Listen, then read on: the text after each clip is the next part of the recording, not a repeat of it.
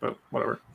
Breaker Crunchers! It is Saturday night in Phoenix, Arizona. Welcome to an exciting new episode 102 to be exact, of Couch Crunchers. I will be your host tonight, Lance, and with me is Max, Tyler, and Sam, and our special guest from the Comic Exposure Podcast, Travis. How are you guys doing? Totally excited to be here, bros. Holy yeah, well, let's not forget our other special guests. Oh yes, that's right. Hey, Roxy, come here. My dog wants nothing to do with us. Image. Come here.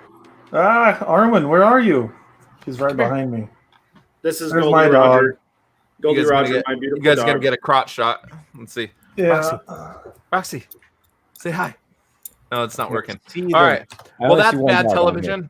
All right.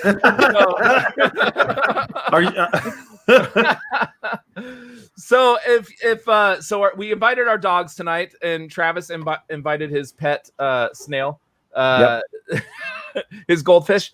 But we did not just do that to be nut jobs. We are actually reviewing Scoob tonight, the new Scooby-Doo installment, which we have all seen, hopefully. So before we get started, I want to know what you gentlemen are currently watching. Anything you guys want to kind of want to man, I can't think, man. I don't know what's wrong with me. Anything you want to plug or anything like that. Try to get the listeners and the viewers on board. Anything, Max? What about you, my friend? Yeah, well, I forgot to mention it last week on the show, but my wife and I finished Upload. That show is amazing. You should all watch it. It is really, really good on Amazon Prime. Who recommended that to you? You did. Oh! That was a great recommendation. Great recommendation. So Upload, and then we've started watching Avatar: The Last Airbender, and I'll use that later when we're talking about Scoob. But I've really been enjoying Avatar: The Last Airbender. It's pretty good. It took about 10 episodes for it to pick up to be a little bit more interesting, but the last few episodes I've been like, oh wow, this is really cool. I'm really enjoying this. It's a good time. So like Clone Wars. Yeah, Clone Wars is a great example of a good cartoon that took a while to pick up. And then I've also been watching Westworld. I finished season 1 of that, and then also my recommendation. Right? Yeah, also your recommendation, dude. Yeah, I am. And then replaying The Last of Us. Replaying The Last of Us, which was also your recommendation. So dude, 3 of 4. And based on your recommendation, I wait, what 3 of 4? What was the 4th thing that I told you to watch? I said I'm watching Avatar, and you didn't recommend that. Oh yeah, right. But I placed my pre-order for Last of Us 2. Nice. Yeah, I'm excited. Sam, what do you? Well, actually, let's ask Travis. Travis, you're the guest on the show. Oh, nice. Our listeners hear from these knuckleheads every week, so let's give you a chance. Yeah. Those all sound like I'm probably all watching the same stuff. Probably all watching too much stuff. But a couple of weeks ago, I started this project where I decided I was going to watch all the Bond movies in chronological order. And just move through, because I mean, growing up as a kid, I had Pierce Brosnan, and I think I watched almost all of those, and of course the Daniel Craig stuff. And I might have caught snippets of older Bond movies, like if I was like at a hipster bar and it was playing in the background. But I was like, all right, let's have all this time. Let me sit down and do like a Bond movie a day, right? And so I've been doing that. I've been going through there, got through all the Connery stuff. With that brief pause for George Lazenby, in the Roger Moore stuff. I think I'm on like number 13 of like 25 or something. I just finished The Spy Who Loved Me. And it's been a crazy marathon because there's a lot of stinkers in here. But because it started in 1960, I think I'm up to like 1978, the fashion, how they film action, the American culture, it's all there in Bond. It's like watching a time capsule of popular American cinema and action and how it progresses. So when you watch them back to back to back to back, you really get to see it's a real study in popular film over 40 years. And so that's been really fascinating. But there are some real stinkers in there where you're just like, oh my God, am I gonna watch the entire To Her Majesty's Secret Service? Yes, I guess I have to. Yeah. So I remember, is it Tomorrow Never Dies, where he has the race on top of the frozen lake? Is that what it is? I'm not too Tomorrow Never Dies. That's man. way, that's in the That's way 90s, late. 2000s. That's Pierce Brosnan. Spoiler. Wait, well, He said he grew up in the Pierce Brosnan age. Yeah, I don't remember them very much. I remember the girl who plays Jean Grey and how sexy she was in that GoldenEye movie. Famke. Strangle people with her thighs. That's what it is. Yes, I remember that. As a little boy, that had a nice little effect on me. Yeah. Well, you know what'll ruin it? What'll ruin it is she was in Nip Tuck. Do you guys remember that one? Yeah. And she plays a transvestite, and they go into a great detail about her sex operation. So it might change your mind. That's not canon for Bond. That's not canon for Bond. That's not canon. No, I remember watching the Pierce Brosnan ones, and they always had like really cool car chases for that time. And now you look at it, and it's like Fast and the Furious came in and was just like, hold my beer. You know what I mean? Like, well, if anyone wants to undertake this or a large marathon like it, what I recommend and what I've been doing is I've been watching the film, and then because it's Bond, there's so much content about there. I'll listen to a podcast on that film. So it's like you watch it, and then you get to like this. So you create a kind of experience around it. And I've been marking down like what are my favorite Bond opening scenes, what are my favorite Bond theme songs, what are my favorite Bond girls, and all that stuff. So if you're really bored and single, you can really make a meal. You can really make a meal out of a Bond marathon. Well, we should have talked to you like 8 weeks ago, 12 weeks ago when this all started. We could have been reviewing like 2 Bond movies a week and just had content and whatnot. Yeah. Let Travis lead the show. Hold on, Travis. What's your favorite Bond so far? Like your favorite actor for Bond? I would love for it to be Roger Moore because I can be a little bit dissenting and like cool, like, oh, you like Roger Moore, but Connery is gotta take it, man. But I think my favorite Bond film so far is Thunderball. Because it's like cheesy good, and I love like the Caribbean fashion, like Bond in sandals and like 1960s lounge beachwear. It's just great. Yeah, it's a little bit of Bond mixed with Tom Selleck. That's a perfect description to it. Although I am worried about, Sean Connery. I'm like, he's too tan. I'm really worried about his skin. Is someone like, what's the FPF he's put? It looks great, and I'm like, man, I want to get like Bond Kaylee's tan, feeding her husband. But like, no, apparently Gimli hurt his foot at the dog park, so she's babying him a little bit. Yeah, but that's Gimli, everyone. Hi, Gimli. Groot, come here. Gimli and Groot. Yeah, this is Groot. That's cute. I am half brothers. Dude, that sounds like so much fun though, Travis. That's awesome. I watched a ton of Bond movies. It's probably been like 4 years, but I was kind of marathoning them as well, and it's super fun to do, man. Yeah, especially with a Bond cocktail. Like create a new Bond cocktail every movie. Nice, that's a good idea. Yeah, I love those movies though, and you're probably only a few movies away from one of my favorite Bonds, and I can't even remember the name of the movie right now, but it's one of the Timothy Dalton ones. I really, really like that one. I can't remember. He only did 2 of them. Timothy Dalton does not get enough love as far as his Bond performance. He did 2, and I loved one of the 2. Like it's one of my favorites. I can't remember the name of it though. Yeah. I'm excited to get to Dalton because Moore has a long run. You kind of get his style, and so you're always looking forward to the next iteration of Bond. Yeah, Moore. I really like Moore, but once you get to Dalton, it got so much grittier. Like it was like the 80s, and they're like, all right, let's gritty this up. So he did 3. Timothy Dalton did 3. 3. Okay. License to Kill. That's the one. License to Kill and Living Daylights, and then he did like a documentary, but. License to Kill is like the gritty one, and there's a lot of violence in that one. Yeah, that's one of my favorite ones. I love. He takes Bond to kind of a dark place. Nice. In License to Kill. He's also really good on Chuck. And Toy Story. I really want to rewatch the Austin Powers. I feel like I'll have a greater appreciation, but I'm saving that for dessert. I have to get through the entire marathon. Dessert, nice. Well, and the new Austin Powers is supposed to be coming out, I think next year or something like that. They were doing it. Wow, it's a new one. Mm-hmm. Wow, That's I didn't know exciting. that. Mike Myers, dude, that Shrek money must not be coming in, dude. He needs he needs to increase that paycheck a little bit. You know, SNL doesn't pay the bills forever.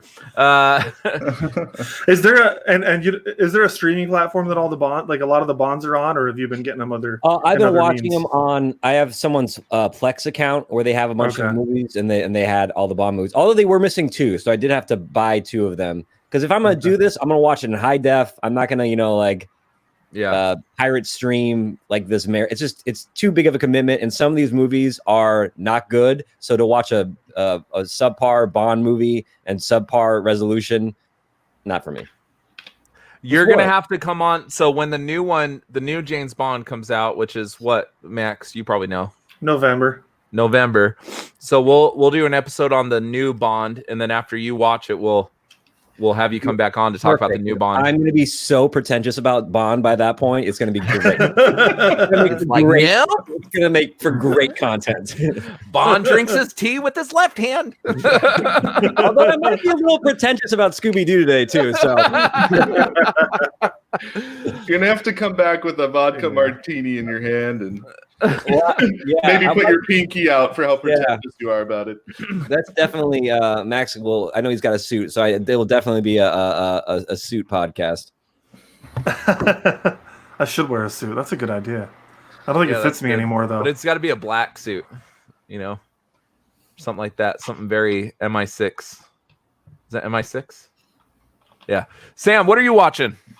Oh, okay. So I'm finally going to get to answer this question this week.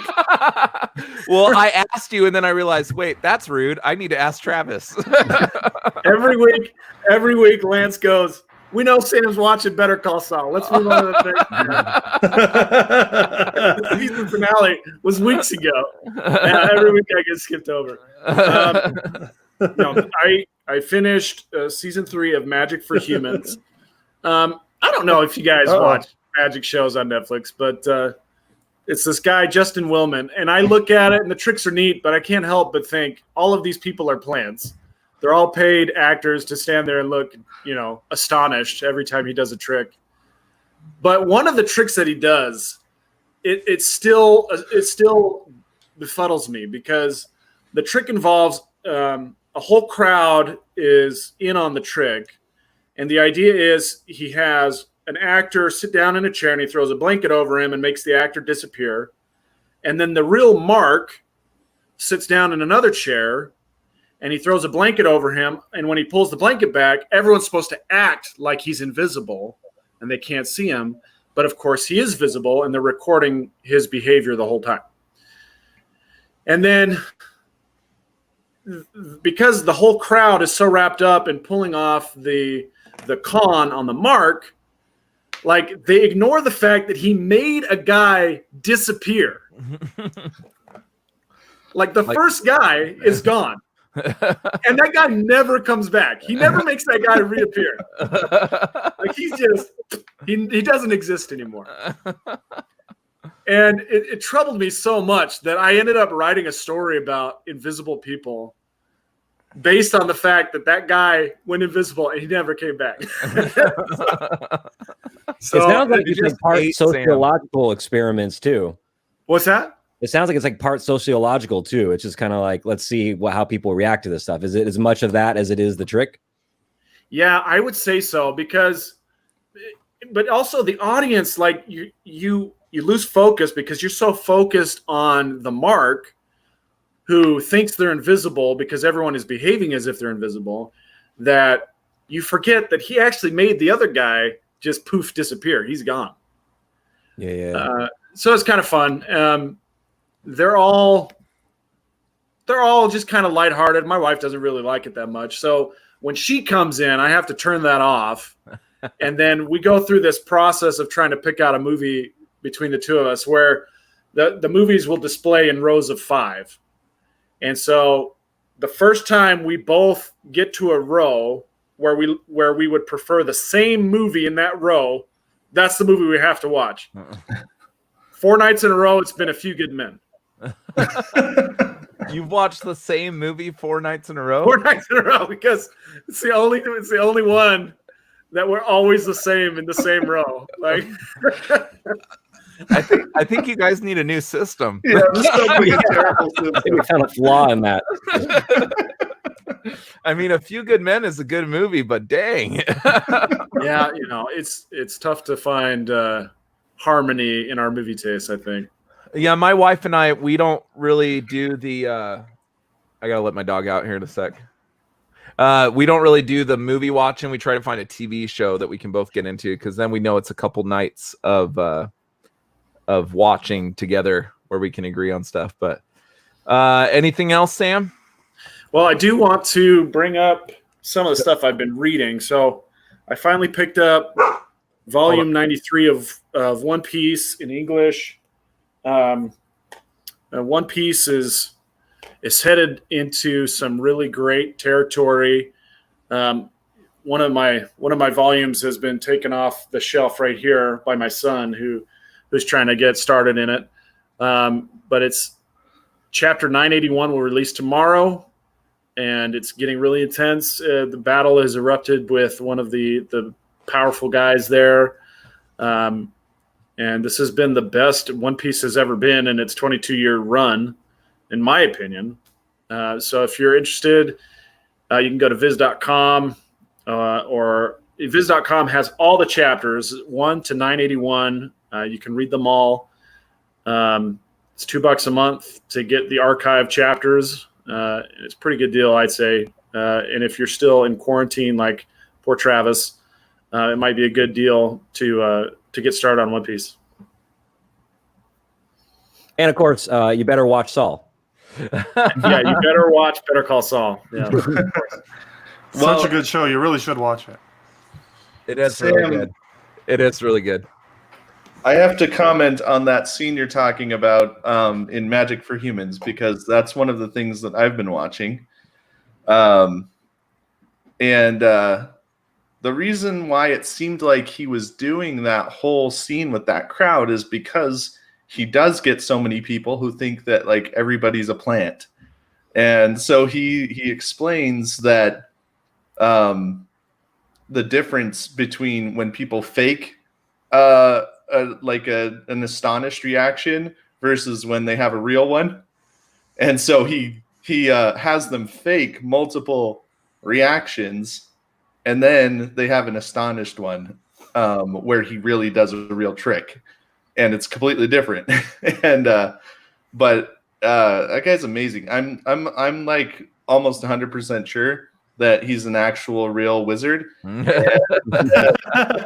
making his money by tricking people into thinking that he's a fake one. So yeah, that's what I would do.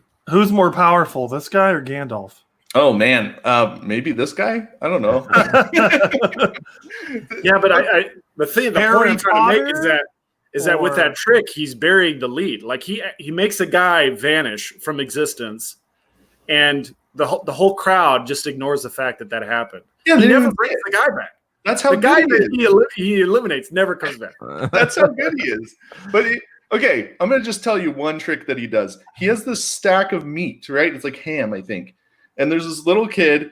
It's like the sandwich sliced meat, and he gives the kid one of the slices of meat, and he takes a bite out of it, and then he takes it and he mixes that slice back up in all the other slices, and he throws the meat out a car window, and the only one that sticks to the window is the one that has a bite out of it, right?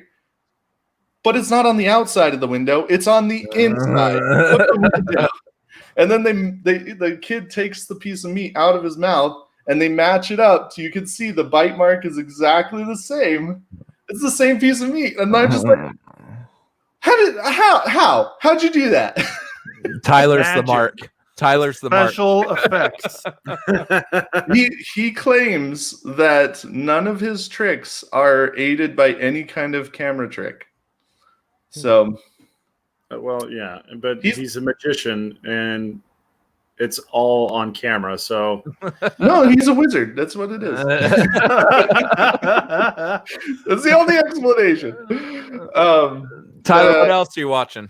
I've also been watching some 90s sitcoms. So I just started watching Just Shoot Me. That's a good one. Yeah. Yeah. And it's funny, like, watching this stuff because you don't realize how many people that are so famous now just were like guest stars on these shows. They weren't famous yet, you know. For example, Steve Carell was on the show, and the guy who plays Saul Goodman was on the show. Really? And so you're just like, oh my gosh, he's in here, you know. So it's just funny going back and watching those and seeing those guys. Same thing with Dharma and Greg. My wife and I are actually watching Dharma and Greg because Dharma reminds me of my wife so much. But yeah, is your wife an insufferable human being? That's horrible. Come on, Max. In times of quarantine, where you're spending so much time with your wife, it seems antithetical to watch a show to have more time with someone that like, I'm not getting enough of time with you, babe. No, so I've only watched Dharma and Greg in small amounts, and I found Dharma to be so annoying. So I hope that I like her. I think she's not like cool. Okay, all right. Tyler. I've only watched small amounts, so I really don't know the character that much. I just remember she's like 8 feet tall. Yeah, she's super tall. Yeah. She's super tall, and at one point she cheats on her husband because of the stupid decisions that she makes. And she's just like, wait, what happened? Sounds like Max has watched this more than just a few snippets. Watch like a story arc where like she gets tutoring from this guy and she flirts it up with him like crazy, and then is surprised when he kisses her. Okay, but you know what? It was Hercules. Okay, Wait, so she just kissed him, right? Yeah, Yeah, not like a full-on sex affair, but still unfair. You had me worried there, man. It's a fictional character, nothing to be worried about. It was Scott Bakula. That's his name, right? Scott Bakula? Yeah, that's Hercules. Yeah. No, Kevin Sorbo is Hercules. Oh, Kevin Sorbo. Scott Bakula's Quantum Leap. Yes, Scott Bakula's Tyler, you got me all turned around. He's also Chuck's dad. That's true. He is Chuck's dad, which is way more important. Is it my turn? Yeah. Okay, so no, this week we're skipping over you. We know you're just watching something boring. So and that's our show. Good night. No, so I've been watching this show on Netflix. It just had its third and final season recently called Bloodline. Have you guys heard of that? I've heard of it, yeah. With Kyle Chandler, Ben Mendelsohn, whatever his name is, I don't know how to say it. And thank you. I like him. And my girlfriend Linda Cardellini. Thanks, buddy. Appreciate you. Love you, Sam. So that one's really good. I've also started watching Stargirl. So there's only 3 episodes. That one's been pretty good. Much better than Supergirl and some of the other crap that's out. And the other one, my wife and I, we just started the final season of 13 Reasons Why, which has been pretty good so far. Yeah, I saw yesterday that it came out. I haven't had a chance to jump back in. Yeah, it's the final season, and now that those kids are getting older and stuff, they become a little bit better at their jobs. So it's a lot more watchable than the first season was. And then I was just talking before the show that I've started watching the Beastie Boys documentary on Apple TV, which Beastie Boys is one of my favorite bands of all time. And I was thinking as I'm watching the show, why out of all the biopics or biopics, however you choose to say it, that have been made, how come we haven't had one made about the Beastie Boys? The Beastie Boys have a pretty in-depth story. It's a pretty interesting story about how they came out and everything like that, and the age that they came out, and being white Jewish rappers in New York. And I wanted to get your guys's, if you guys had one subject to make a movie on, some famous, a true story movie, what would you guys make a movie on that hasn't been made yet? Not okay, I'll go first. I'll go. I mean, I'm sporting my Iggy Pop Raw Power shirt today. Oh, yeah. I think Iggy Pop would be great from the standpoint of aesthetically. This 1970s, 1980s punk scene would translate so well to film if you get the right cinematographer for that, you could just make that eye candy with the visuals. And Iggy Pop, of course, is this larger than life character who received some commercial success, but was really kind of like this underground character. And there's just so much great you can do with that visually. I think you could introduce the world, kind of like what they did with the Ray Charles movie, where people had kind of slept on the generation that came out and had kind of slept on Ray Charles songs. And so reintroduce people to all this music. And I think Iggy Pop has a pretty good catalog of songs that people might be sleeping on that the movie could kind of do it. And then you have like interesting, like he had a big relationship, friendship with David Bowie. So you could bring in like Bowie, at times into the film. And he's still around. So maybe he could give some insightful input into be a part of the production somehow, which maybe isn't a good thing. Maybe the artist shouldn't be involved because then you get kind of a slanted version of it, but it's an option. Well, I'll tell you this. So just recently we saw Bohemian Rhapsody come out and Rocket Man, right? With Elton John. Bohemian Rhapsody does not follow the story of Freddie Mercury whatsoever. It's done through the eyes of his bandmates, and the timeline is all messed up. It's all so if you read books on Queen and stuff like that, you know that like the timeline of that entire movie is jacked up. Rocket Man, in my opinion, is a much better movie. I agree. It follows his life better, and I think it has to do with the fact that Elton John was involved. He got to pick the actor that played him. The actor actually sang the songs, unlike lip syncing like Rami Malek did. Bohemian Rhapsody is a good movie. It's just not the movie that I think that audiences deserve. But I think that Rami Malek did a great job. It's just, but you look at that and having the person, I was totally against having these movies made when these people were alive until I saw the difference between Rocket Man and Bohemian Rhapsody. Yeah. Well, and Iggy Pop works a lot with Jim Jarmusch. Like he was in Coffee and Cigarettes and a couple of other Jim Jarmusch movies, who I love his style. And I think that it might be a little bit bigger of a project than Jim Jarmusch or Jarmusch is usually making. But I mean, he's got this intense friendship with a great director who has kind of, that indie style to it. So I think you're right. If he was involved with it, you might get Elton John was really good about being okay with his character being unlikable through a lot of that movie. And he is. Well. Yeah. About half of the movie, you're like, who is this guy? He sucks, dude. At the end of the movie, he has an endearing quality to him. But at the beginning of the movie, he's stealing other dudes' names and like he's just horrible to his family and everything like that. Like, I think that if you get an artist who is going to be true to his story and not try to sugarcoat things, much like we had with the Michael Jordan documentary that just came out, where Michael Jordan got a say in everything, and now it's coming out that half the stuff he said is not true. But if you get an artist that is completely true to his story and is going to give the audience a real inside look on the life, then you can come up with a really captivating story. Agreed. Yeah, that would be my choice. Yeah, I think Iggy Pop would be awesome. Tyler, what about you? I'm still trying to think of something. I'm not sure. I wasn't really prepared for this question. All right, I can answer for you, Tyler. Okay. A year ago, I watched Bohemian Rhapsody with my wife, and I posted on Facebook, and I asked if you guys could have a biopic made about some band, who would you choose? Tyler Tryon, Aquabats. So that's what Tyler said a year ago. And only the five of us would watch it. I don't watch Aquabats biopic. It came out that dope new song about like Amazon and stuff like that. I watched the Aquabats Super Secret show, I think it's called, with my kids, dude. They love it. That guy, the lead singer of Aquabats, the Bat Commander, what's his name? Something Jacobs, Christian Jacobs, I think his name is. That dude is fully entrenched in Hollywood. He has like 6 different projects going on TV. He's a producer in movies and everything like that. The Aquabats is a small fraction of what this guy's involved in. I love. There you go. Do a movie about him. Of his voice, was like, I remember the first day in junior high. I was just Yes, dude, it's so like elevator, like I love it, dude.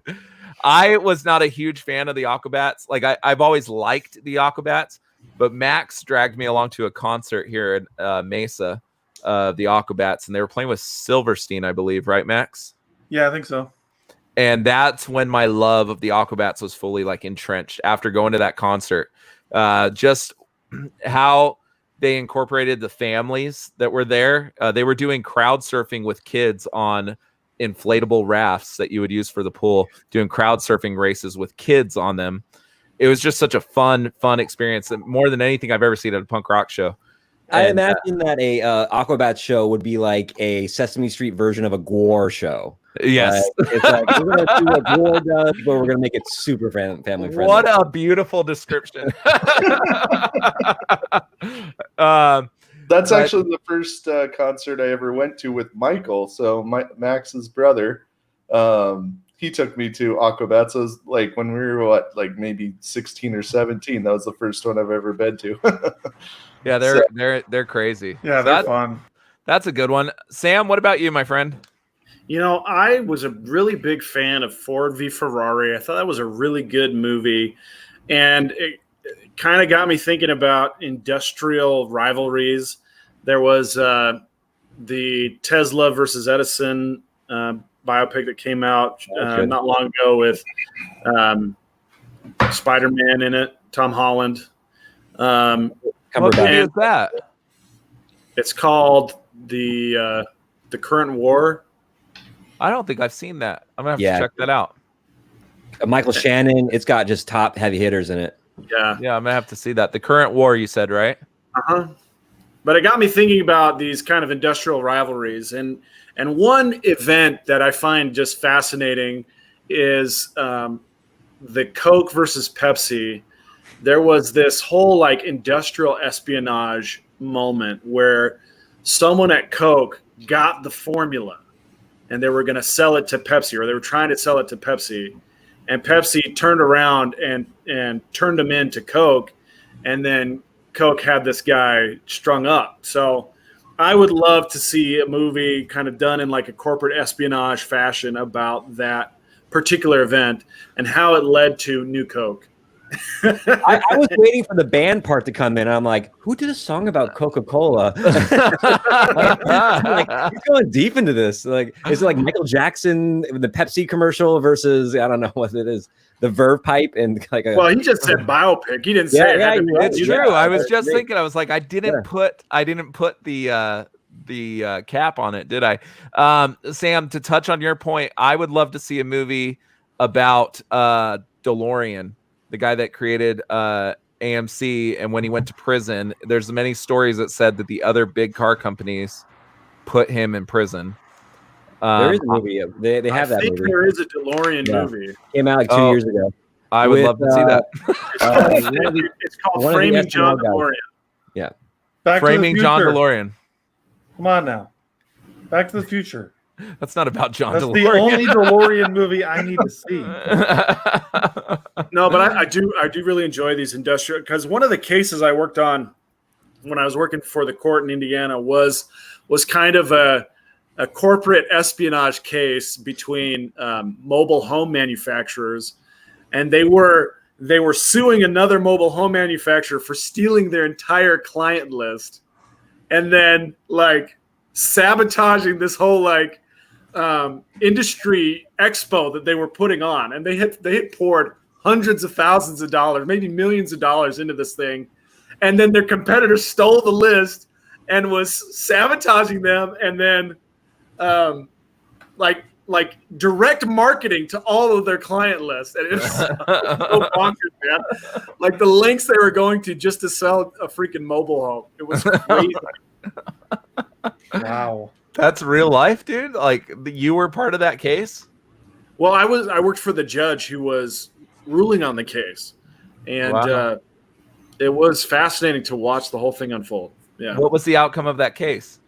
So they ended up settling. The laws are pretty good in favor of not stealing your corporate opponent's materials and then using them to your advantage.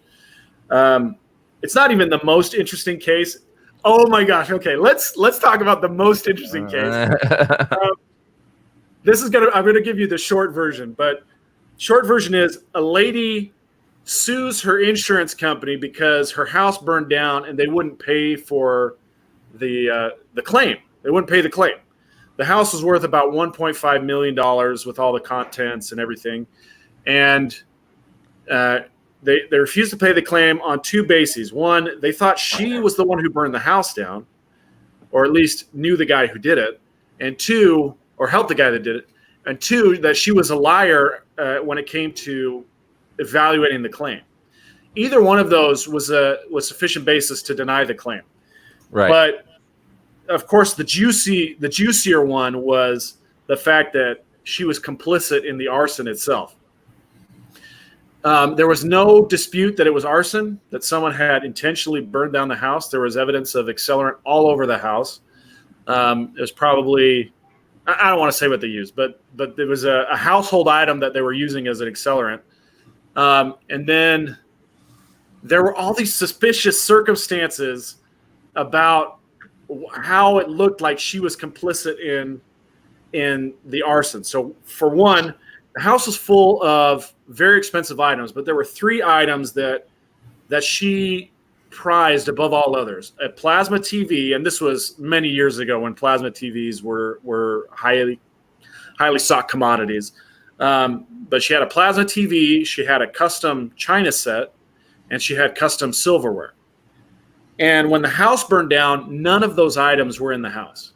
The investigators didn't find any residue of the plasma TV. They didn't find any debris from a china set, and they didn't find any silver anywhere in the house. And that was funny because if those were her like big ticket items, where were they? Yeah. And there were many witnesses who said that she always bragged about these three things, and they were nowhere to be found. Well, turns out that Mom's house was like the backyards from her house and her mom's house were connected.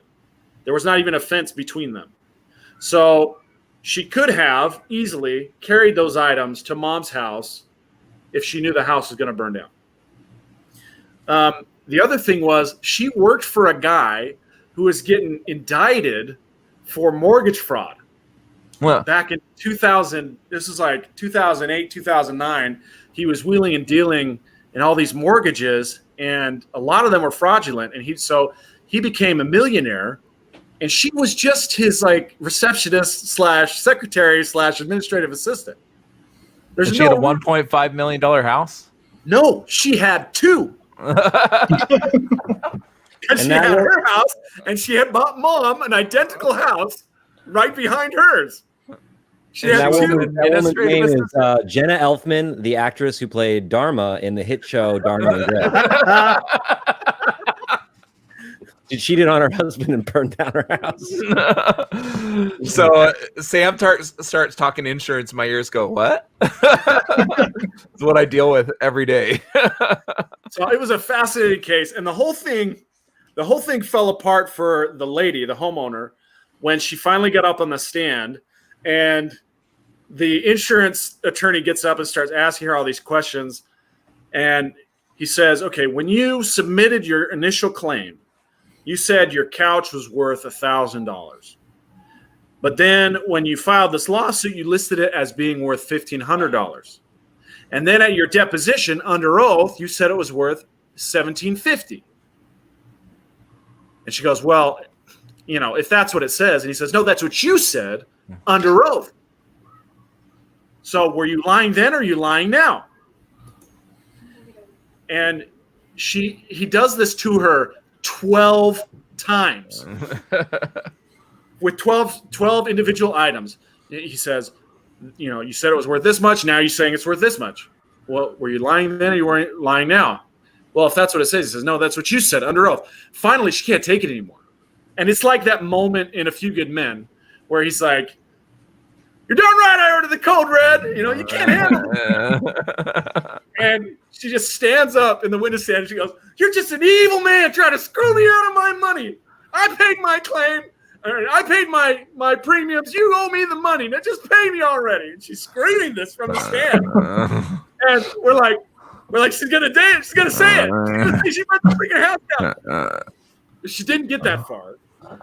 But then, her attorney was like, "I know he's done. He knows the case is over."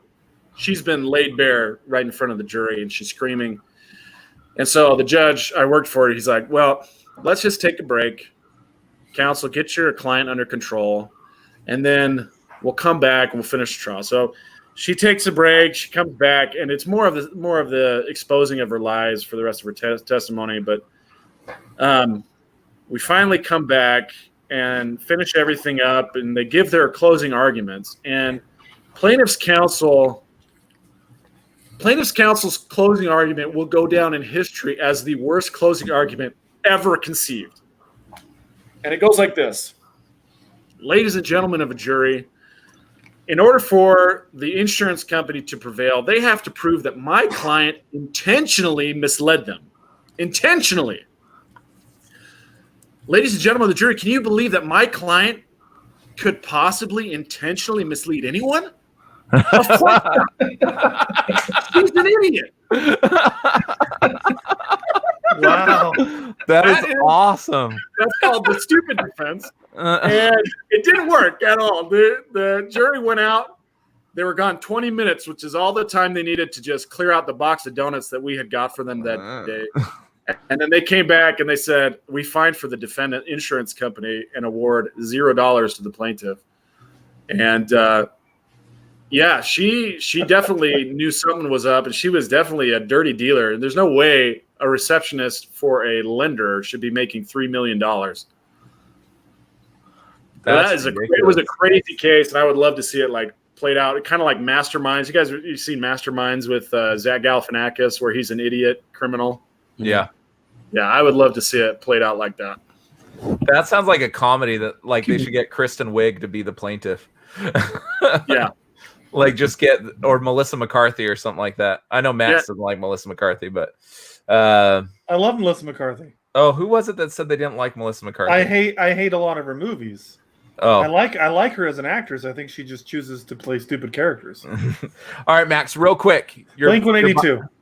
We'll just say that. I'd love to see a Blink-182 biopic. I would love to see. Let me touch on that real quick. I would love to see one made of just the Pop Disaster Tour.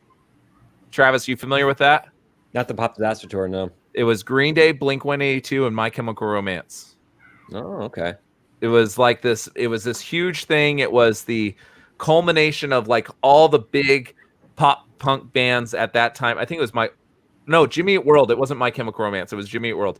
It was all the culmination of these big bands. There was a documentary about the band Cut You Up that was like a supporting act. It's called Riding in Vans with Boys. Oh, I've seen that. I've seen that documentary. Yeah, so that's all the Pop Disaster Tour. I think that would be an excellent movie. Because there was branding done. There was they lit up a thing with lighters and branded this guy's butt on there. It was just absolutely ridiculous. That kind of branding. I was thinking the other kind of branding. Like, Jackass did it a couple years later. No, yeah, that's what I was thinking. Branding with a hot fire poker, I think it was, or something like that.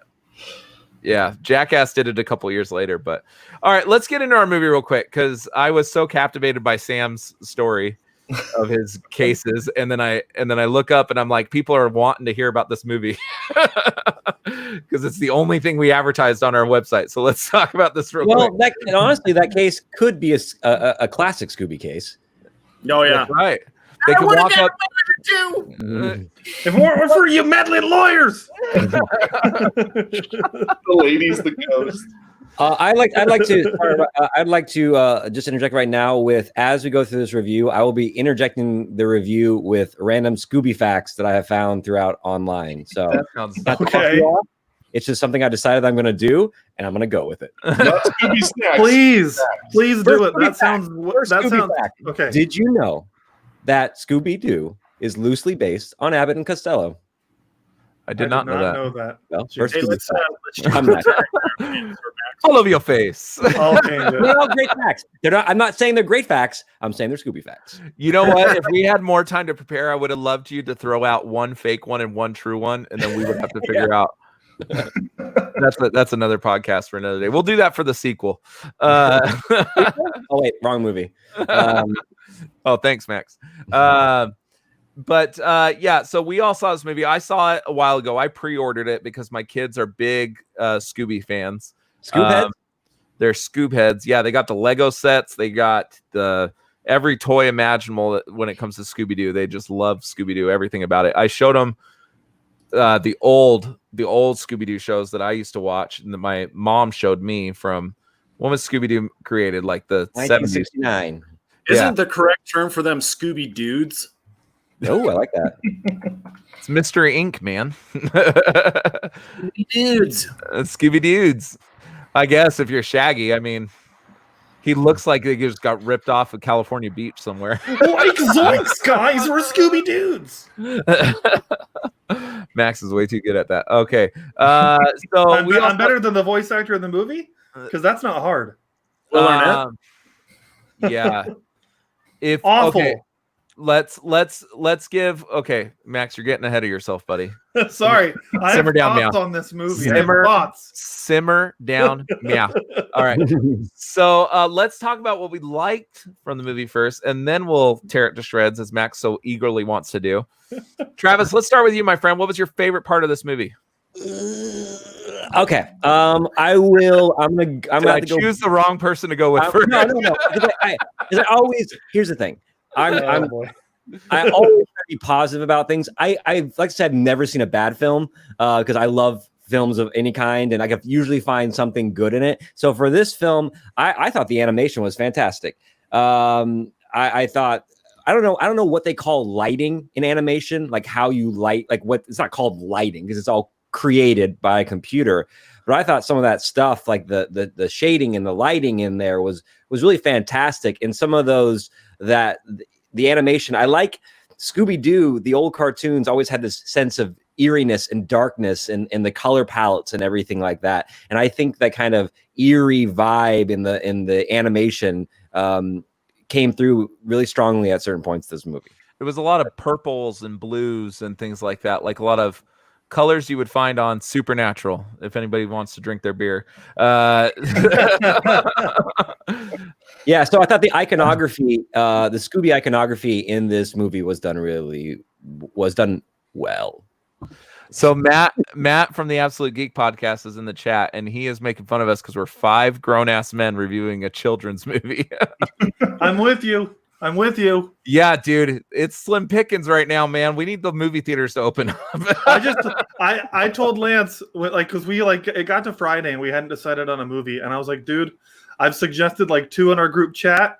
No one wants to do those. Just tell me what to watch and I'll watch it. And he said Scoob. So there was a couple movies we wanted to do, but we just figured and we're not going to get into it, but we figured with the current environment of what's going on right now outside of Couch Crunchers, the movies we were picking weren't appropriate for this time. So we decided to do something that was a fun movie and something that recently came out, and this was about it. It was either this or Trolls, and there's no way I'm watching Trolls.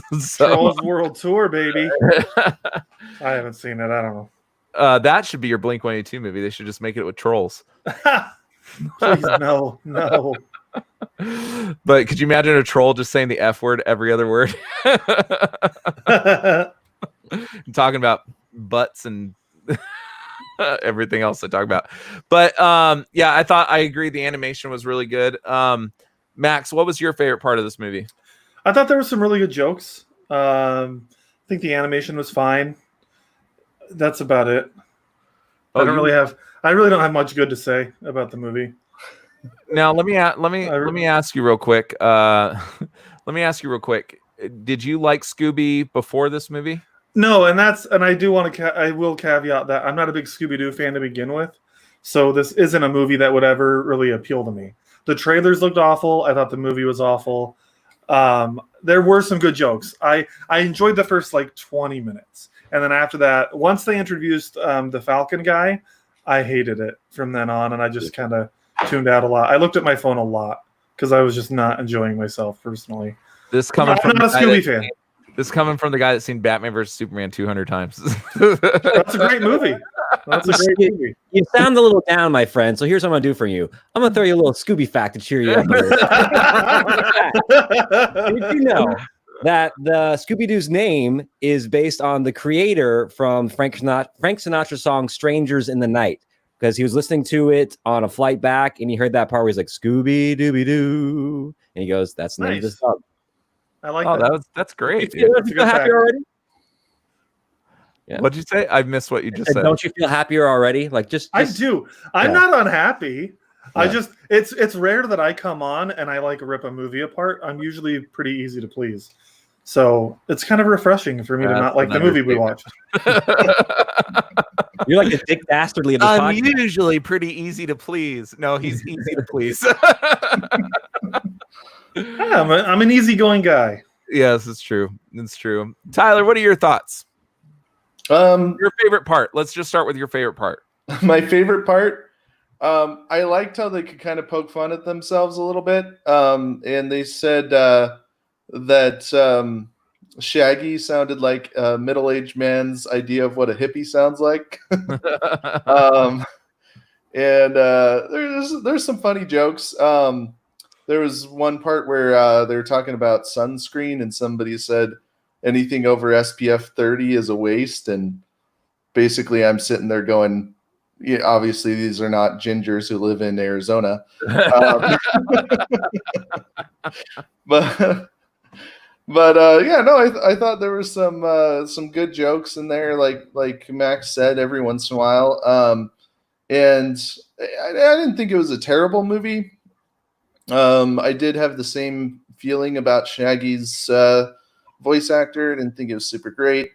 But I did kind of feel like the plot was way too intricate for a kid's movie. Like it was like kind of an intricate plot line where I'm like, I feel like kids watching this are just gonna be like, "What's happening?" You know?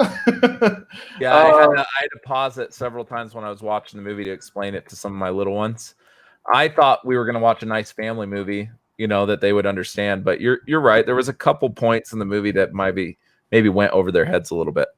Yeah. And then you know, but they had some big names on there, and I feel like most everybody did a good job. It was really funny to hear the dog's voice. I recognized him from you know, Community, the Spanish. Jeong. What's his name? Ken Jeong. Yeah.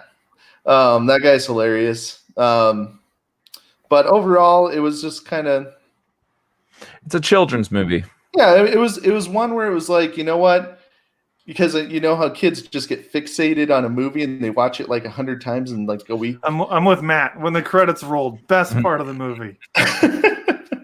I was like, there's worse movies that they could pick, but also this wouldn't be my first choice. You know, that was kind of my thought. Sam? Oh, go ahead. I will say, I thought the voice actor for Scooby, which is the one who's been doing it for like 20, 30 years, did fantastic as well. I did really enjoy the voice acting for Scooby. So Frank Welker, he wasn't. Correct me if I'm wrong. Travis would probably know this. He's not the original voice of Scooby, right? He picked it up in 2002. That's actually one of my Scooby snacks. He was the original voice for Fred. Frank Welker did the voice Fred for almost 50 years. And then he moved to Scooby after he got too old, apparently, to do Fred. He's been with the franchise for as long as you were saying, Max, but he hasn't been doing Scooby the whole time. Yeah, but it's been about 20 years that he's been doing Scooby. But at any rate, I liked That's his voice right. acting. That is 20 years. Yeah. Yeah. Holy crap. I know, dude. We're old. You said 20 years. I'm like, wait, it was 02. That's like 18 years ago. Round it up. There's Lance's daily reminder that he's old. Holy crap, dude.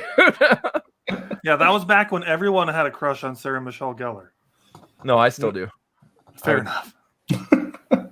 I had an autograph. I met her in person. I had an autographed picture of her hanging on my bedside. I loved her. Everything about her. Well, what did you think of the movie, Sam? Let's hear your positive thoughts. There were exactly 3 moments where I laughed. Oh my gosh, you guys hated this movie. I feel bad. It's not that for I hated it. ending. It's not that I hated it. But a Scooby-Doo adventure, it is not. Agreed. So the only thing remotely related to a Scooby-Doo adventure was the opening scene while they're kids. Yeah, I like Everything that part after a that, lot.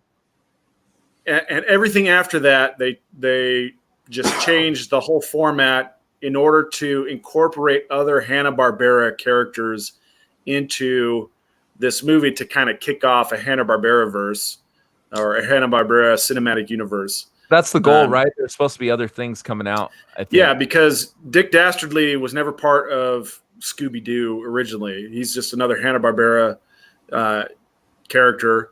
Blue Falcon, same deal. Captain Caveman. Yeah. Those are all Hanna-Barbera characters that had never really been part of Scooby-Doo. And again, remember, Scooby-Doo is all about unmasking the supposed supernatural to show that it is wacky racers, to show that it's actually just a hoax, right? That it's somebody perpetrating a hoax in order to hide some crime, and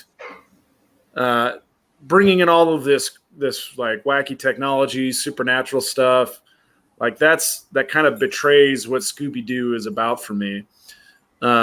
You could think of the Mystery Inc. as the same ilk as the people who expose psychics and expose magicians and do all that kind of stuff, versus people who go on supernatural adventures a la Supernatural, or even like The Mummy with Tom Cruise, that kind of thing. So it kind of threw me for a loop, because it didn't seem like a Scooby-Doo adventure to me at all.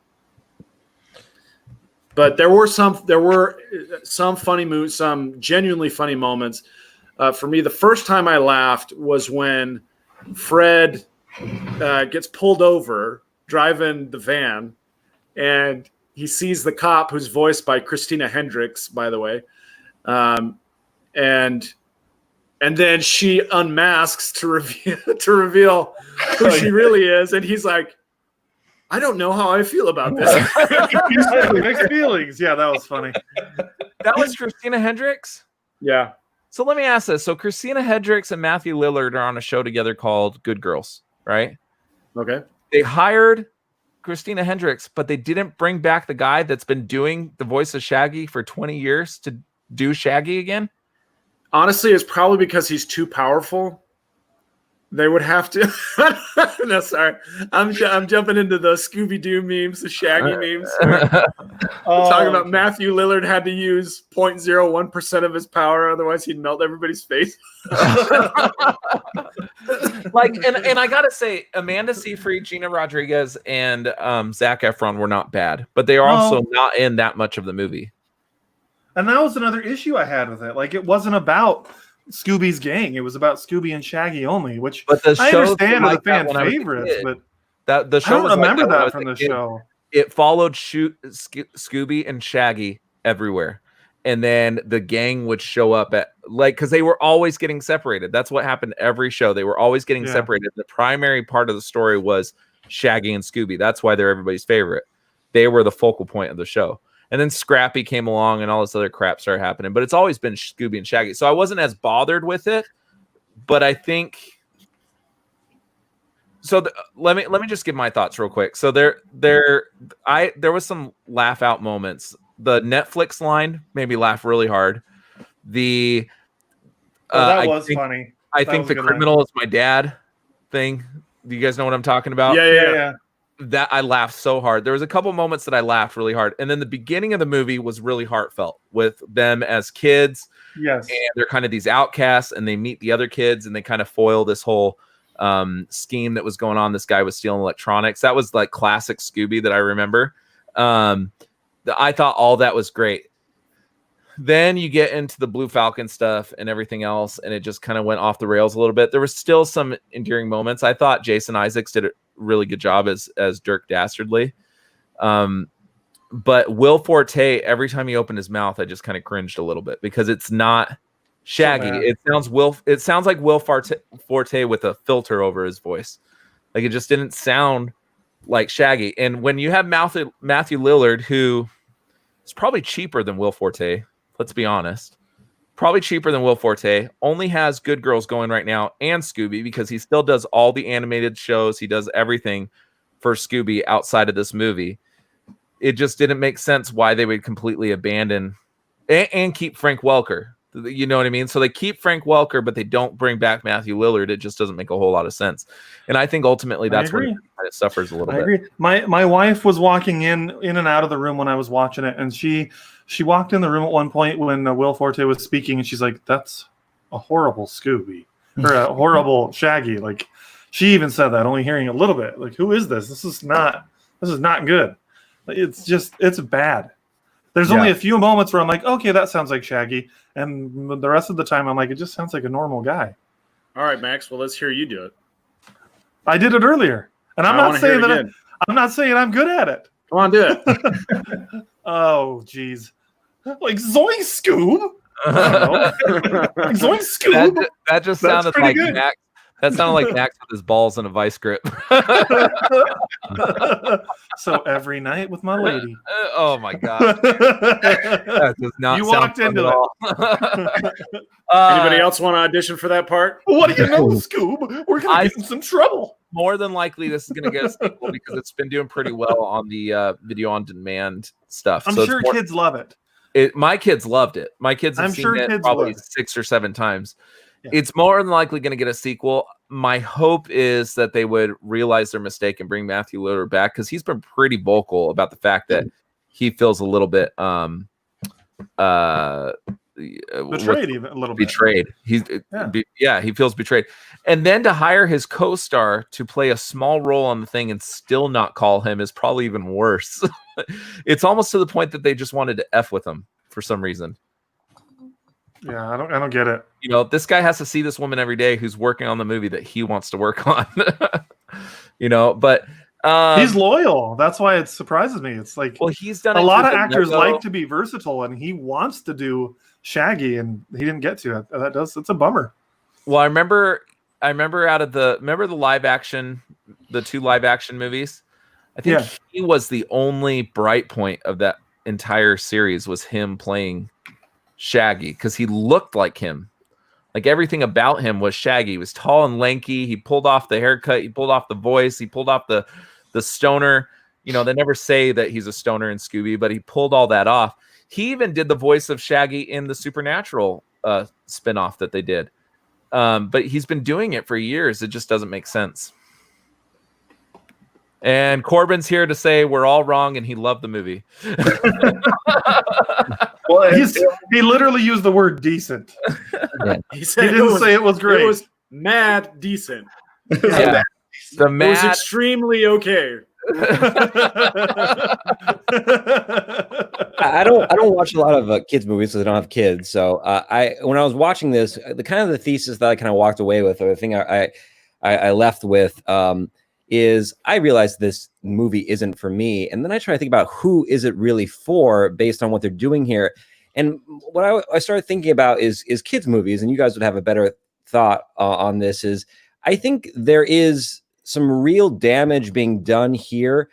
I think we need to elevate the storytelling in some of this kids entertainment, because the kids today, the stuff they grow up with is going to instill in them the storytelling tactics that when they're adults, they'll be the ones creating the next generation of stories and so passing down what it means to have a plot, what it means to develop a conflict, what it means to, call back to things. And this feels like maybe what some kids entertainment is turning into. It's taking a collection of IP, throwing it onto the screen. This adds a couple of millennial snide jokes, and then we call it a movie.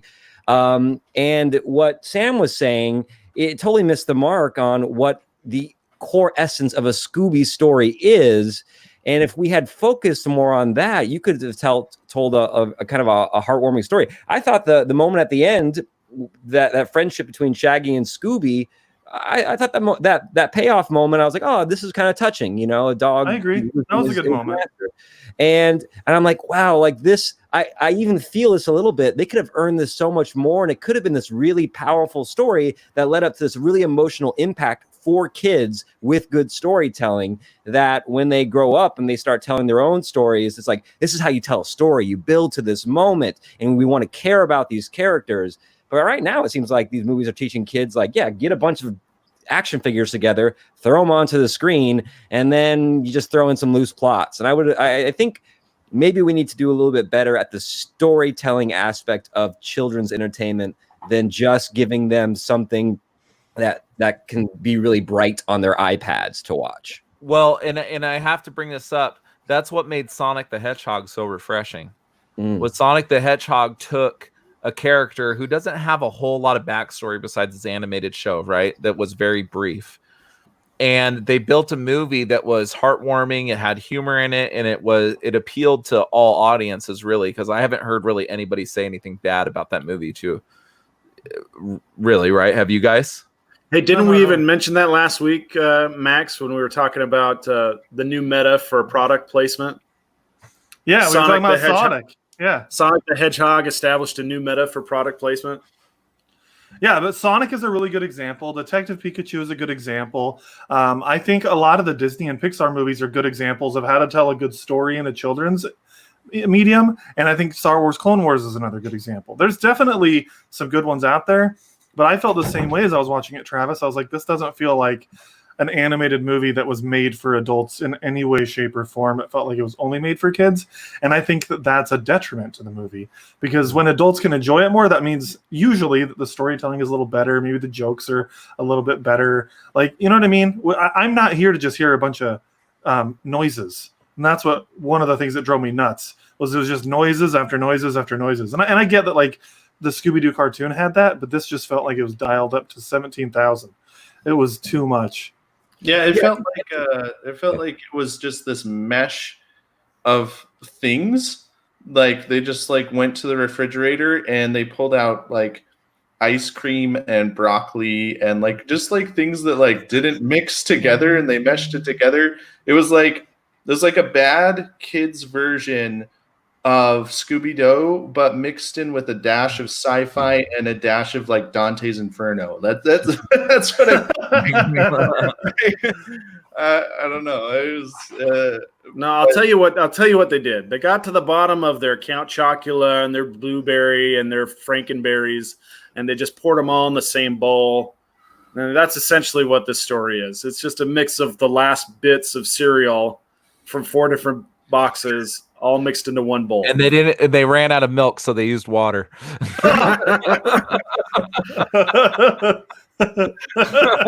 Raisin Bran, Fruity Pebbles, Trix. Welcome to the Hanna-Barbera Cinematic And then you've Universe. got O's with some water in there. Ugh.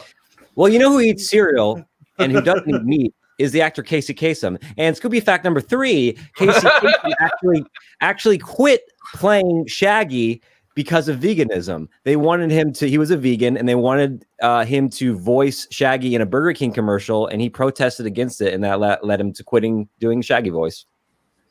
Does Burger King use real meat anyway? No, it's all just liquid smoke. Maybe when Casey Kasem was alive, they did. So Corbin says you don't have to dumb the content down for younger audiences. Just be versatile and skilled with how you present it so that it can be enjoyable and also not as if it were thrown together. I totally agree. Absolutely. You don't have to dumb it down. You almost can tell the story on 2 different levels. Like there's this, like with Toy Story 4, for instance, there's this higher storyline that's happening consecutively with a lower storyline that my kids get, and then we as adults can kind of see the emotional side of it and everything like that, stuff that might go over their head. There's an art to that. It's like 2 consecutive stories happening at the same time, you know. Or even Trolls kind of does that. When I haven't seen the new one, but I watched the original one with my daughter who loves Trolls. I like the original. Trolls even has that kind of simultaneous storyline happening where there's a story for adults and there's a story for kids. Toy Story 3, the end of that movie, when they're almost about to go into the garbage pit of fire. Do you guys know what I'm talking about? Oh, tears. I cried like a little bitch, dude. Like, no joke. Like, that was as emotional for me as it was any adult movie that I've seen, not porn, like adult oriented movie that I've seen. And there's an art to that. Scooby didn't really have that. There was maybe at the end when you think, well, no one really thought that these two were going to be split up by the end of the movie, right? You're only split up for about a minute and a half. Yeah. So you but when they're reunited in the caveman scene with Tracy Morgan, when you kind of get a little teary eyed, I started thinking about my pets and pets that I was close to in my life, or friends that, you think about that, so people that you've been separated from and everything like that. There was a little moment of a tearjerker there. I was thinking more about when they're separated. I was thinking more about when they're separated at the really end, and you feel that moment where he's lost his friend. I might have paid off giving it like a minute montage of Scooby's life without Shaggy before they decide, oh, we can bring him back. I mean, it was like we lost him, and then it was immediately the answer was there, right? Almost like they didn't think kids would be able to hold on for that long.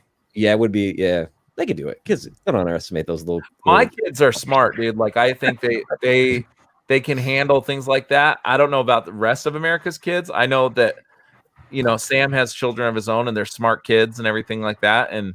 And from our perspective, like, my kids can handle that. But maybe these people just think that kids are stupid. I don't understand. I don't know.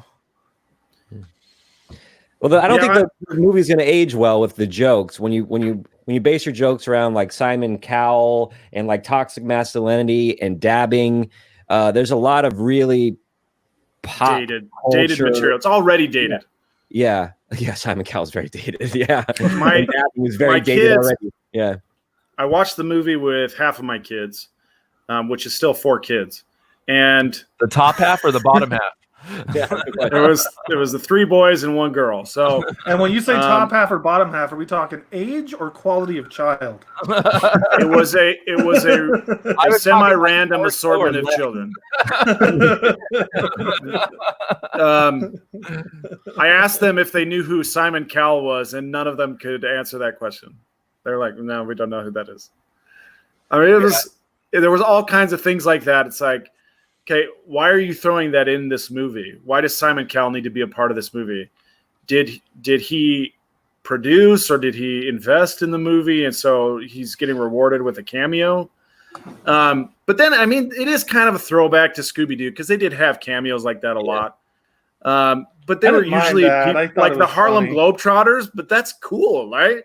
Yeah. Like when they had the Harlem Globetrotters on, like that was something that people would respond to, and kids growing up for many years would respond to the whole Harlem Globetrotters, not just the people of that moment. One of the greatest episodes is where they have Adam West as Batman come on. Yeah, that was awesome, dude. But the Supernatural Scooby-Doo episode was a huge success. Like, they made T-shirts for one episode. There's T-shirts and stuff you can buy with Scooby-Doo and Supernatural on it. It was a huge success because they do those cameos. Like, it made sense. But I agree with you, Sam. I don't think that one made much sense. I'm gonna give a Bill Maher new rule out here. New rule. Let's stop putting California Love as the song that introduces us to the set of California. How many stoners? California Love. And if you're gonna like a current movie, like, I was a soundtrack. At one point, they had Bombs Over Baghdad in here by Outkast. Like, this movie did not know what time it existed in, as far as right. No, my thought is they always do California Love, where it's Californias and stoners. Like, yeah. I don't know why those two mesh or whatever, but it's like, where are we at? I can't tell. We were on a beach somewhere, and there's like California. Oh, California. Okay, I got it. Or people in California only meet other people on a beach boardwalk, and there has to be people roller skating past them. Yeah, it's just so cliche, dude. Everything about this movie. The one part that I hated the most is when they were in the spaceship, right? Oh, the IKEA joke made me laugh a little bit, but they're in the spaceship and it goes into hyperspeed, and then it pans over and you see their faces all stretched out. it's like there was a lot of cheap gimmicks in this movie like that I just felt were just kind of insulting to the audience. You know what I mean? Like, it's like, you want me to laugh at this? Like, I think I'm more intelligent than this to laugh at. You know what I mean? Yeah, I want to point out again. I was watching with several of my kids in the room, and I laughed 3 times. They didn't laugh at all. They didn't laugh a single time. Really? The jokes that were geared towards them didn't land, and most of the jokes that were geared towards me didn't land either. There was 3 that I thought were funny, and that was it. But for me, the biggest offender was the way that they brought Shaggy back at the end. So think about the formula of a Scooby-Doo movie or a Scooby-Doo episode. You have Mystery Inc., the mystery crew showing up at some town or some house where there's a supposed ghost or monster haunting and terrorizing the locals. Shaggy and Scooby start running around scared, and in their terror, they stumble across some very important clue. Meanwhile, Fred tells everybody they're going to split up, and then Velma drops her glasses, and Daphne gets cornered by the monster, and then through a comedy of errors, they end up getting chased through the house. There's the classic dashing back and forth where you don't know which door they're going in or coming out of.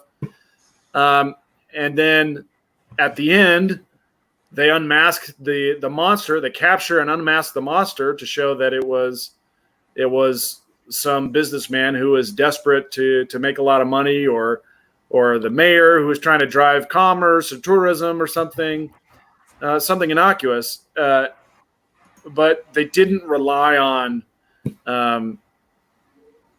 Deus Ex Machina or Gandalf's Eagles to come in and save the day. And so when they go to that trope, the Deus Ex Machina, to bring Shaggy back at the very end, I was like, well, this just lost all Scooby credibility. It's not a Scooby-Doo episode at all. It's not a Scooby-Doo movie. And I was really disappointed when Deus Machina, it defeats the purpose structure of a mystery to bring in. Yeah. And Velma didn't drop her glasses even one time. I laugh, but like I get it. Right at the end there, so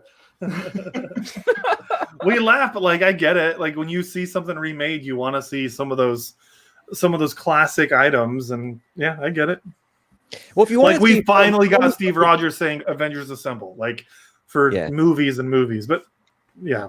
If you want to see an unclassic take on Scooby-Doo, you can go, for my Scooby fact number 4, you can go read the Scooby-Doo comics. It's called Scooby Apocalypse, and it's actually drawn and co-written by Jim Lee. It's like they're like a apocalyptic gang dealing with some supernatural apocalyptic stuff, apparently.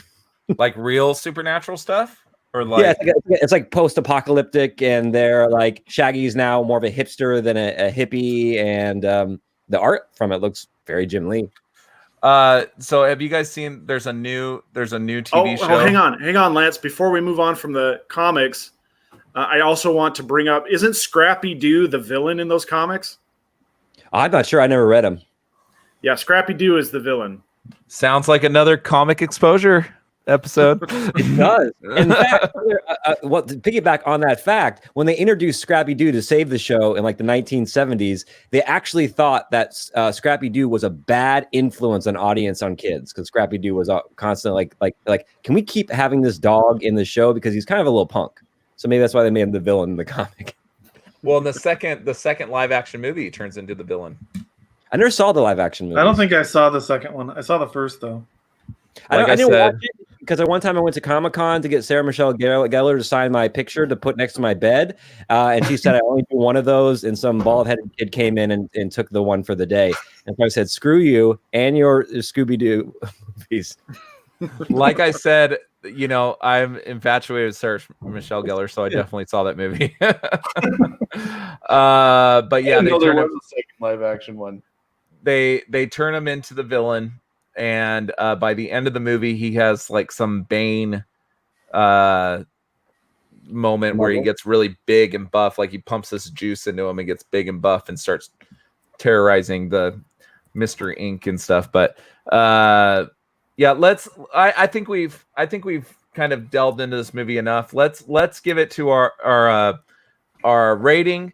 And let's keep in mind, this is not a movie that was meant to be Citizen Kane. This is a movie for kids, right? So what would your review with? We'll go with Max, since I probably already know what his is. Go ahead, Max. Well, hold on. Let me guess what mine is.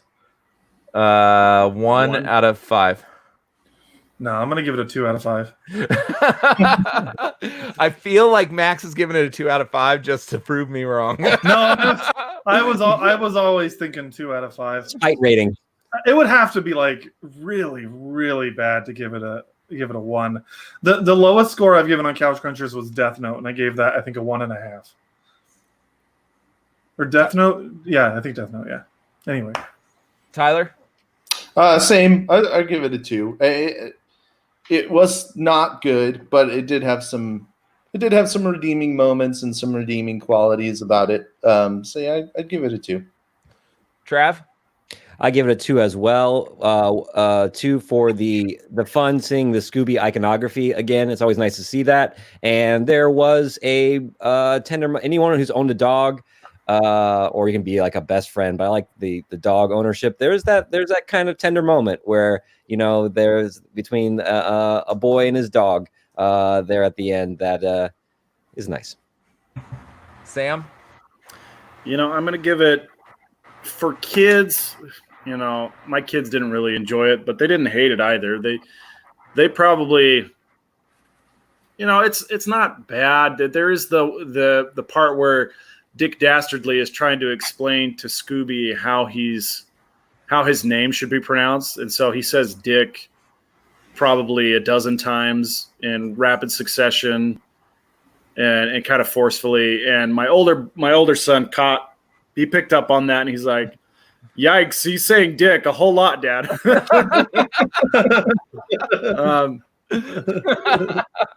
My younger kids, they didn't. Should have said zoinks. You know, they didn't catch zoinks, that. Dad. But other than that, I would say for the kids, it's probably a 2.5. I mean, there are better ways to spend your money, better time, ways to spend your time as far as movies go. You know, have them rewatch Sonic the Hedgehog. They'd probably do better with that. As for an adult, I didn't enjoy it that much. I felt like it betrayed the roots of Scooby-Doo, and it did seem like it was only intended to launch the cinematic universe with a bunch of characters that, you know, there's hardly any attachment these days. I mean, Scooby-Doo is probably the most well-known Hanna-Barbera property, besides maybe Flintstones or Jetsons. But Underdog is probably a number 2. I don't think that's Hanna-Barbera. Underdog? Yeah, I don't think that's Hanna-Barbera. It's not? I don't think so. I might be wrong. I thought it was, but yeah, I would love to see Jetsons done. I tried to show my kids Jetsons, so I have the old movie from the 90s, and they were not into it one bit. Yeah, Underdog was with like Bullwinkle, Rocky and Bullwinkle. Is that what it was? Yeah, I mean, when you think of Hanna-Barbera, it's Yogi Bear, that's Scooby-Doo. The Flintstones, baby, that's the best. Yeah, Flintstones, Jetsons. Those are all Hanna-Barbera properties. Anyway, back to the review. I'm going with 2 for me. It's a 2 out of 5 for me. Didn't really enjoy it. I wish I could get those moments back. Yeah, this is not a movie I intend to rewatch. Even with my son when he, you know, is a little older. There's so many other good animated movies out there that I'd rather spend my time with. Not only does it fail, it fails on multiple levels. So it fails to bring it fails as a comedy. I only laughed 3 times. A comedy, you've got to have at least four laughs, right? One for each act. And then it fails as a mystery because it's not a mystery. They know what they've got to do. It fails as an adventure because nobody really had to change that much to accomplish any goals. I mean, they try to shoehorn a lot of the like personal growth in the very last moments, but I don't know. It just felt unearned. And I guess there is one level it did succeed. The animation was pretty good quality, but the voice acting, especially for Shaggy, was lackluster. I feel like our review of Scoob is like an infomercial where we're almost done, and then but wait, there's more. So I'm just gonna. So there were things that bothered me about this movie, but it seems like you guys didn't like it as much as I did. I would probably give this movie a 3 out of 5, but I watched it with my kids, and my boys in particular are huge Scooby fans, so they were begging me to see this movie. They asked me for weeks when it was announced that it was going to be available for video on demand. And they laughed their heads off. They loved it, but they have a special affinity for Scooby-Doo. They have the Legos, they have the merchandise, everything, like I said before. But there were a couple things that really bothered me about this movie. The first of which was Will Forte as Shaggy, which we've all discussed ad nauseum. And the second and probably most egregious thing that from this movie was they destroyed the Mystery Machine and then replaced it with this new hot whatever the hell it is. You might as well just put a bullet in Scooby's head. Like, it was a smart car. It's a smart car. What the hell, dude? Like that, the Mystery Machine is as iconic to the show as Shaggy and Scooby, and they destroyed it to bring in this new millennial, green loving smart car. That pissed me off when I saw that. I was like, okay, you could convert the Mystery Machine to smart instead. Just like keep they same look. blow it up. Like it needed to, like, you guys understand what I'm saying? Like, that's an iconic vehicle, right? Yeah. In cinematic or television history, right? The Mystery Machine is iconic. That's like having a Knight Rider movie and blowing up Knight Rider. Like, you know what I mean? Or I feel like that happened. Or the Magic School Bus and it not being a school bus. Like, what? Lance, I got a Scooby fact for you on the Mystery Machine. There was a real-life car chase involving the Mystery Machine. This woman decked out her whole van like the Mystery Machine, and she got out on parole, and she violated her parole, and the police were coming after her. She started gunning it. So there's this high-speed chase with the police chasing the Mystery Machine. And it wasn't a smart car. And that's what I was going to say. A lot of people still do get a van just to make it look like the Mystery Machine. Like, I see posts of people picturing, with pictures of that all the time on Facebook. I've seen it like probably a couple times in the last year, a couple different people with Mystery Machine. It's an iconic car. If I had to list the cars out, it's like the new Ghostbusters movie. If they show up in the new is it Afterlife? That's what it's called, right? If at halfway through the movie they're no longer driving a hearse and they're driving, a Corvette to go, bust ghosts, that's going to be like a gut punch, right? Like, you just don't do that. If I had to name 10 iconic cars from television or movie cinema, the Ghostbusters car, the Mystery Machine car, just to name 2, right? You just don't do it, and they did it, but it's like making Scooby a Dalmatian, you just don't do it. Like, Matt says everyone who owns a Mystery Machine is a virgin.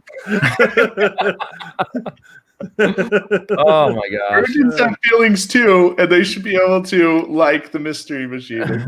Yeah. But it's an iconic vehicle is what I'm trying to say. So I totally get what you're saying. It's weird because like the Batmobile has been redone a bunch of times and that doesn't bother me, but the Mystery Machine, even though I'm not a Scooby-Doo fan, I'm like, I didn't like that either. I'm like, why are you redesigning this car? It's always been like a freaking Volkswagen, whatever, It's a Volkswagen bus. But with the Batmobile, they always kept like different design features, and they've changed it so frequently that I think we've all been like, okay, I'm used to this, right? The Mystery Machine hasn't changed for 50 years. You know, it's been the same for all this time, and they changed it, and it just doesn't. It didn't bode well if you're trying to. I would assume that this movie's being made to try to get newer audiences, but also appease older audiences, and they didn't do either, right? It's like the 2 new Ninja Turtle movies that came out from Michael Bay. He changed so much that it wasn't good enough for new people, and it wasn't good enough for longtime fans, right? Because so much had changed. There's just certain things you don't do. With Sonic the Hedgehog, I think the reason we all loved it is because he looked like the character that we saw in Sonic 1, right? In Sega Genesis in 1990 or whatever it was that game came out. He looked like the original character. When they were about to change him, we all lost our shit, right? We all lost our collective minds over this, and they had to go through and change it. But they kept it the same. They didn't do any.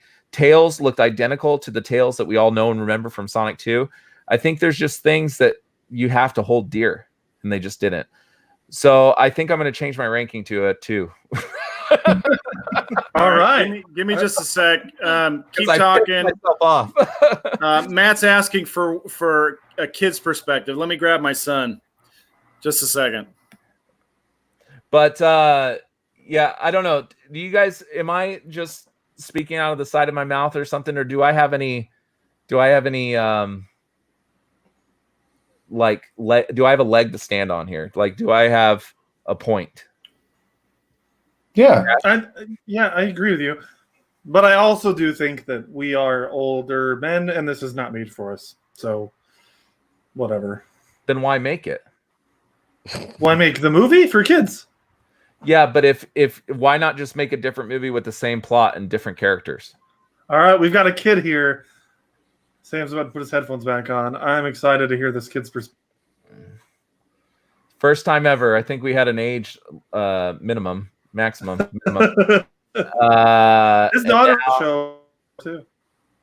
Okay, like can you hear us? Yeah. All right, this is my son Thaddeus. Hi, Thaddeus. He watched Scoob today. Thaddeus, how old are you? 11. 11 years old. Okay, Thaddeus, if your friend came up to you and said, "Hey, man, I want to watch the new Scooby movie," what would you say? Sure.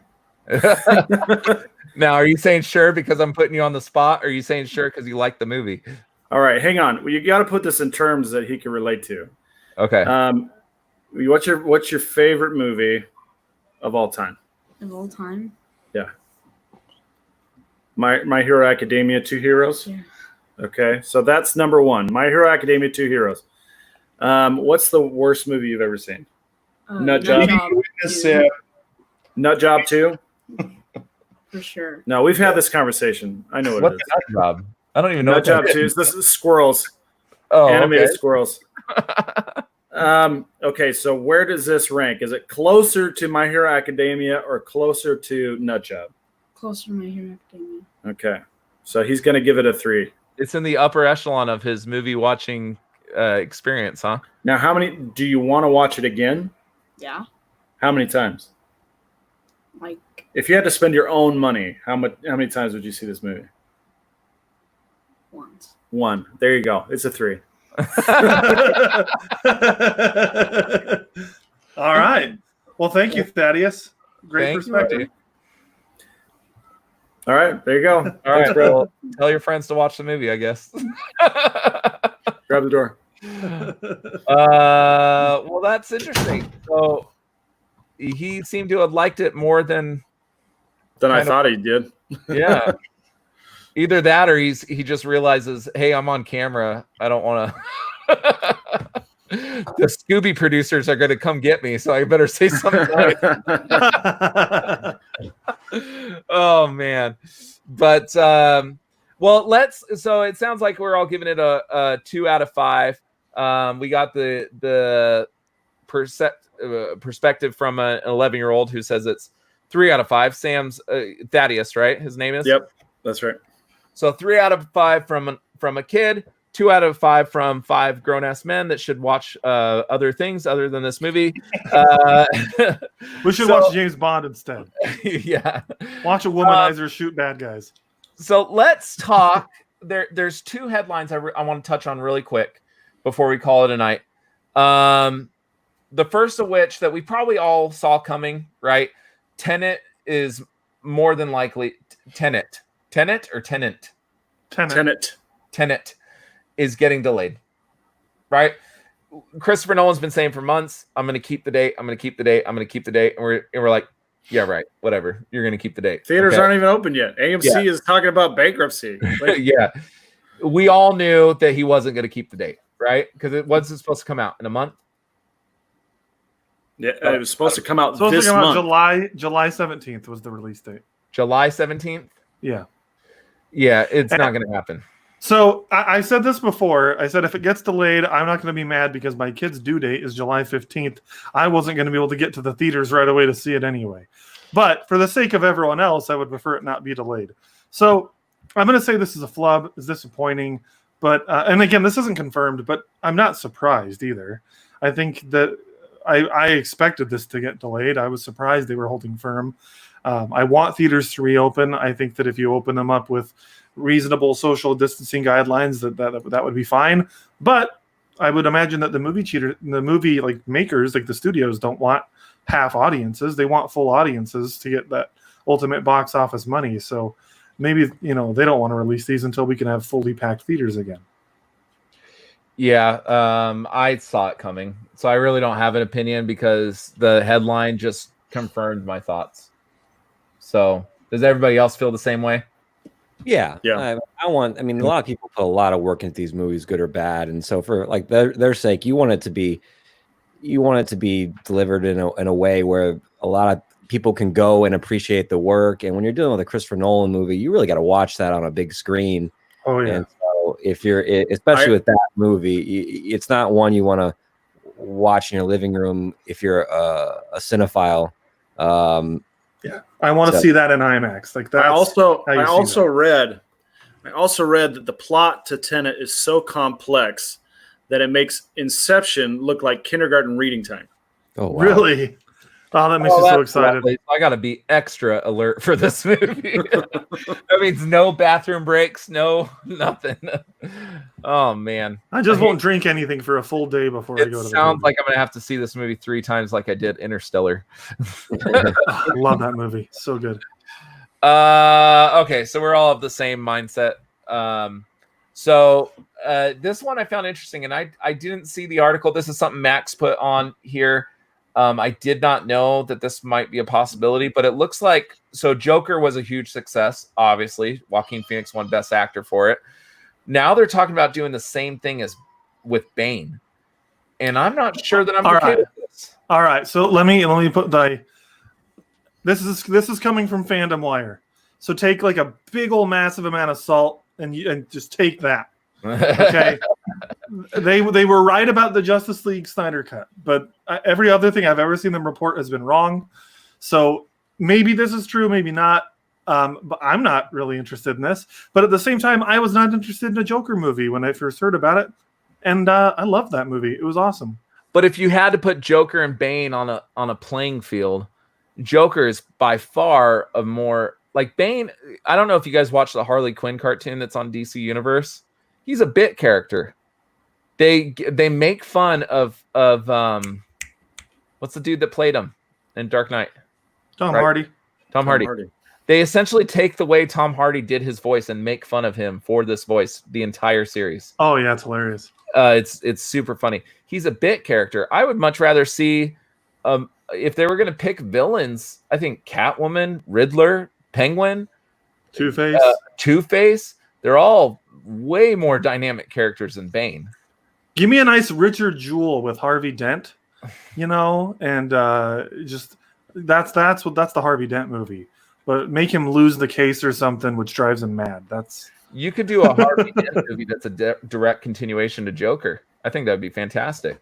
You don't even have to have Joker in it. Just put it in the same universe. You don't have to have Joker in it, but it can have that same feel. and just continue on from that storyline of all the aftermath from that whole event. I think that would be fantastic. Bane just doesn't interest me whatsoever. How do you guys feel, Sam? So Bane, if this were true, it would be Bane's third movie portrayal, because Bane was a character in, let's see, it was Batman Forever. Mhm. Batman Forever. He Poison Ivy? was Poison Ivy's little henchman, and I don't think he even had any lines in that movie. He was just like a silent muscle head, and then they made him a very kind of complex and compelling anarchist, kind of IRA type rebel terrorist in Batman, The Dark Knight. or The Dark Knight Rises. Sorry. So I think there's a wide variety of things you could do with Bane. Is It it could could be draw the- audiences? It could be a very dark version of Nacho Libre, for example. Oh, Travis's ears perked. What would his catchphrase be? Would it be Well, Venom? instead of summoning his eagle powers, he just juices up to Yeah. steroids. The venom is for the children. Blown out of my face. Ramses did not care who I was until I put on the mask. Beneath the man, you find His nucleus. Trav, what do you think? I think that movie would take the slate of Warner Brothers movies that they would put out that year, and I don't know, it just doesn't. I like the hero movies. I'm kind of in this phase now where it's like, let's be a little bit more selective of what we put on the screen, because when we put a bunch of stuff out, it's taking the slate of another movie. And if we're going to do Bane, we're looking at maybe like an anti-hero movie. And the thing about anti-hero movies, I think anti-hero movies, it's easy for an audience to accept a new anti-hero than it is for them to accept a hero. I think that you can cobble together an anti-hero movie because there's a lot of just kind of style and coolness in a lot of the anti-hero movies, like a Taxi Driver and stuff like that. And I think that you can create a much more compelling, a much more original anti-hero to replace that type of movie in a Warner Brothers slate. Yeah, I agree. I think it still sounds better than the Supergirl TV show is. But I'm on the same page with Travis. Like, he's just not a compelling enough character to do. Like, give us something else. Corbin's fact checking us. It was Batman and Robin. The Bane was on. Are you sure? No, Yeah, Batman and Robin had Mr. Freeze. I don't know, dude. He's Bane, Yeah. Poison Ivy, Mr. Freeze were all in the same movie. Oh, Yeah. okay, yeah, you're right. And then Batman Forever was Two-Face and the Riddler. Yeah. Correct. Yeah. Okay.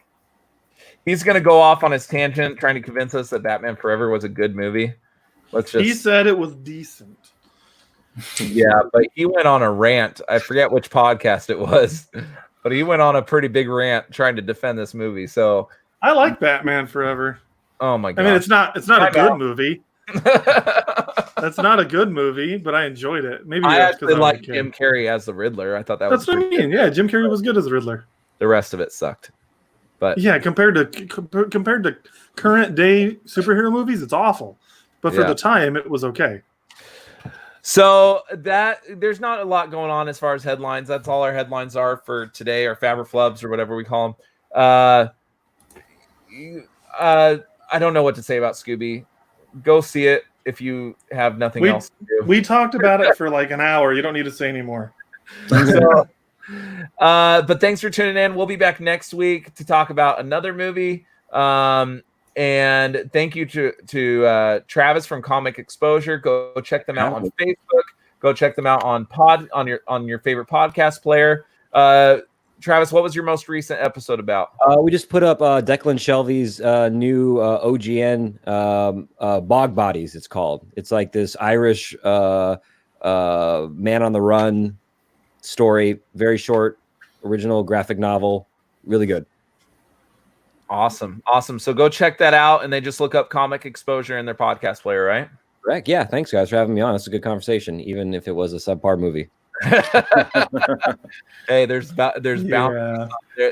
The pickings are dry right now. So You got one last Scooby fact? Okay. Scooby fact. This one is a little bit dated because I don't know how valid it is anymore, but Scooby was the longest running TV cartoon series for many, many, many, many years with 357 episodes, beating Tom and Jerry in 2014 for the longest running cartoon series. But that might be eclipsed now. I'm guessing maybe by The Simpsons or something. But it is one of the top longest running cartoon series. I know Scooby-Doo is still on the air. There's a new show on right now, and the animation is awful. Oh, I'm gonna shout out One Piece, and One Piece has 927 episodes. Oh yeah. Maybe they probably didn't. But it started in 2000 or 1999 is when it started. Yeah. See, I knew I didn't want to end on that fact because I was a little skeptical about that one. I let you guys down. I'm sorry. No, Scooby Dooby Doo, where are you? Fact. One from the inside and the outside. that was the other thing that kind of and maybe nobody else knows this. Maybe it was why they didn't do it. But the whoever the band was that played the opening theme song for the movie was awful. It was not good. They should have got MXPX. Ooh, that would have been good. They would have done a good Scooby song or the Aquabats. The Aquabats, but MXPX. Scooby-Doo, tell me where the fuck are you? Oh, sorry. MXPX. That's all good. Sam's son is not on the show anymore. MXPX has it's largely regarded as one of the better covers of that song. They came out with it maybe 15 years ago. So, but I was Scooby fact right there. That's a good one to end on. I've been on an MXPX binge as of late. So, but go check out couchcrunchers.com, Couch Crunchers on Facebook, Couch Crunchers on Instagram, wherever you get your social media fix. Couch Crunchers is there. Check out Comic Exposure. Josh and Travis come out with episodes roughly every week for the last couple since quarantine started. Oh yeah, so they're on a regular schedule now. So every week for Comic Exposure, it's that your guys' podcast is awesome. I love your guys' podcast. Yeah, thanks. I listen to it frequently, even when I haven't read the book that you guys are talking about. It's still interesting. Oh yeah. Oh, thanks. I appreciate that. But we have to have you and Josh come back on. You guys haven't been on in about a year or two, so the both of you together. Right. Yeah. We'll make it happen. So until next time, like I said, catch us on the stream platforms and keep on geeking on.